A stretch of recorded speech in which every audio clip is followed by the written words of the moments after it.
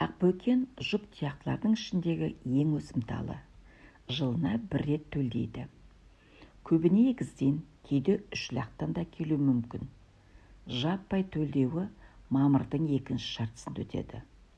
Бұл кезде күн салқындап, жауын-шашын көп болады да, оны қазақ халқы құралайдың салқыны деп атайды.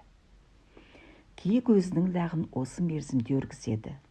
Яғни құралайдың салқынында жел тұрып, жаңа туған лақ желге қарсы жүгіріп, тынысын ашып, тез аяқтанып кетеді. Жаңа туған лақ 2 сағатта аяққа тұрып, енесіне ере алады. Киік төлдеген суық кезде етке құмар жыртқыш аңдардың да тәбеті қашып, ет жей алмайды деседі.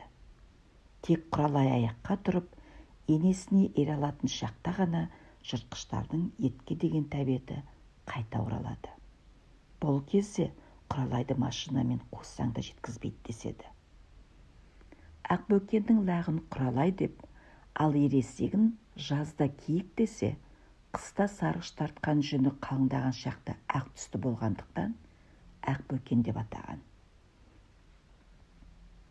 Зоолог мамандардың айтуынша, киіктердің басқа жануарларға ұқсамайтын тағы бір ерекшелігі бар екен. Ұрғашы киіктер дүниеге әкелетін лақтарының ұрғашы не еркек болып туын өздері реттейтін көрінеді. Егер араларында текелері азайып, табынды ұрықтандыруға үлгермей жатса, сол жылы табында кілең еркек лақтар төлдейді. Киіктер осылайша өз өсімін өздері бақылап отырады екен.